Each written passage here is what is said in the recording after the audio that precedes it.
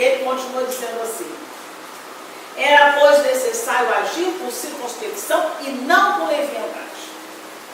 Não ia, agora vamos fazer uma doutrina aqui, não sei o que. Ele foi pesquisado direitinho, ele continua dizendo: agir, pois, como os espíritos, como teria feito com os homens, porque ele começa a perceber que os espíritos não eram santos.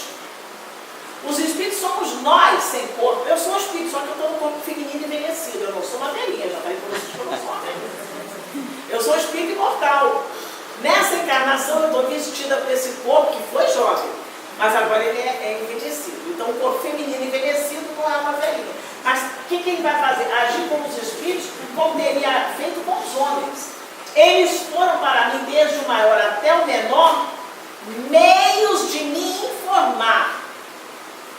Ele foi se informar, não aceitou o que o Espírito falava.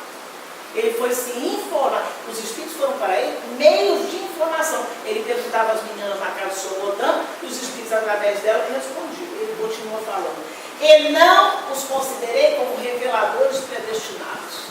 Falou, está falando. É Espírito, falou, está falando. Não é. Espírito somos nós. Né? Isso é muito bonito. E ele continua dizendo assim: eu não tinha em vista, primeiramente, senão minha própria instrução. Ele começou a perguntar: o que ele se interessou? Como é que é isso? Eu entendi por essa visão do catolicismo, depois eu vi essa visão do protestantismo. O que é realmente? Então, de início, ele quis apenas, eu vi nisso apenas a minha própria instrução. Mais tarde, quando vi que tudo formava um conjunto e tomava proporções de uma doutrina, tive a ideia de publicá-la para a instrução de todo mundo. É aqui que ele se torna